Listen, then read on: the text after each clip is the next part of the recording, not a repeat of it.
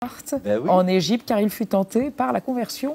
Paraît-il, hein, nous avons le 26 Thermidor en 7, c'est-à-dire le 15 août 1799, parce que ce jour-là, le jeune général Napoléon Bonaparte se trouve au Caire en Égypte. Eh bien, le 15 août, justement, il fête son anniversaire. Oui, il vient d'avoir 30 ans, Happy Birthday Napo, tout ça. Non, surtout, il écrit... Ah oui, Napo. Bonna ou Napo? Bonna. Le jour de la fête de la Vierge. Ouais, en C'est plus. vrai. Il écrit une lettre au sultan du Maroc qui commence par ces mots. Il n'y a pas d'autre Dieu que Dieu. Et Mahomet est son prophète. Diantre serait-il mahométan. Voilà. Alors vous savez, il est en Égypte pour libérer le pays de la domination des terribles des Mamelouks qui sont dirigés par le bey d'Égypte, qui est très méchant, qui n'est pas un bon bey comme votre t-shirt. Non, non. Et oui, on en était arrivé là. Ça vient de loin. En vérité, Semaine.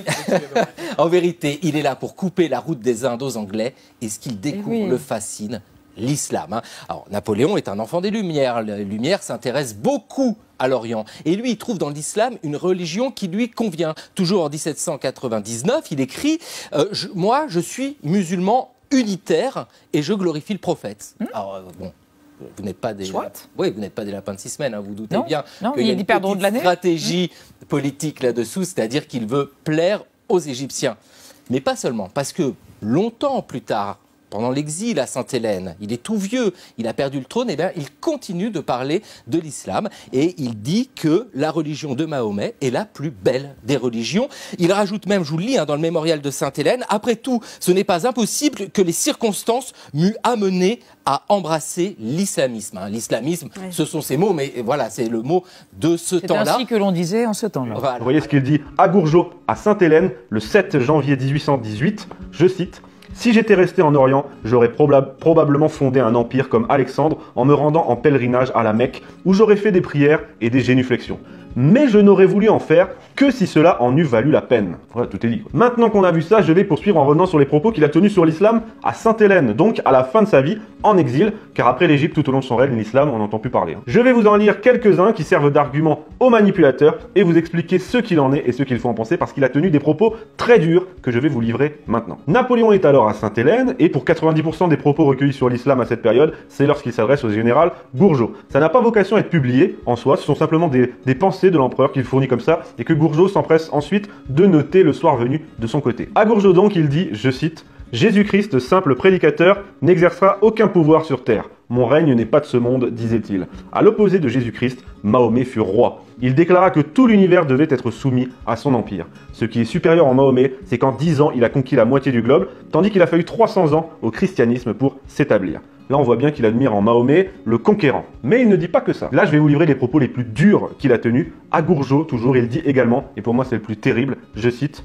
« Puis enfin, à un certain moment de l'histoire, apparut un homme appelé Mahomet. Et cet homme a dit la même chose que Moïse, Jésus et tous les autres prophètes. Il n'y a qu'un Dieu. C'était le message de l'islam. L'islam est la vraie religion. Plus les gens liront et deviendront intelligents, plus ils se familiariseront avec la logique et le raisonnement. Ils abandonneront les idoles ou les rituels qui supportent le polythéisme et ils reconnaîtront qu'il n'y a qu'un Dieu. Et par conséquent, j'espère que le moment ne tardera pas où l'islam prédominera dans le monde. » Cette citation est absolument terrible, je le répète. Si on la lit comme ça, de façon brute, ça ne fait aucun doute. Napoléon est au pire musulman, au mieux très favorable à l'islam. Alors, que faut-il en penser? Eh bien, il ne faut pas se contenter de penser, mais de lire, justement, le journal de Gourgeot. C'est ça qu'il faut lire, parce que cette citation intervient dans un contexte très précis. Parce que juste avant de nous livrer cette phrase sur Mahomet et sur l'islam, eh bien, juste avant, il nous fait part de toute sa colère contre le pape et l'église de Rome. Napoléon, qui à ce moment en veut à la terre entière, revient sur sa vie avec aigreur auprès de Gourgeot, surtout car je l'ai dit, ce sont des confidences off.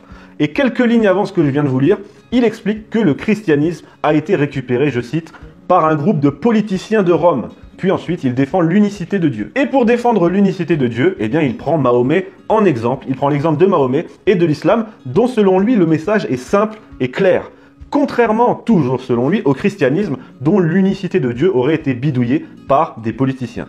Ça, c'est clairement son propos, et c'est clairement du Voltaire, dont Napoléon était un grand lecteur, et qui, Voltaire, considérait l'islam comme, je cite, un pur théisme, soit une religion qui n'a pas été dénaturée, soit, je cite Voltaire, la religion naturelle et par son conséquent, la seule véritable. Je pardonne bien des choses, mais j'ai horreur de l'athée et du matérialiste. Comment voulez-vous que j'ai quelque chose de commun avec un matérialiste, avec un homme qui ne croit pas à l'existence de l'âme, qui croit qu'il est un tas de boue, et qui veut que je sois comme lui, un tas de boue? Oui, il existe une cause divine, une raison souveraine, un être infini. Cette cause est la cause des causes. Cette raison est la raison créatrice de l'intelligence. Il existe un être infini auprès duquel, Général Bertrand, vous n'êtes qu'un atome. Auprès duquel, moi, Napoléon, avec tout mon génie, je suis un vrai rien, un pur néant. Entendez-vous? Je le sens ce Dieu, je le vois, j'en ai besoin.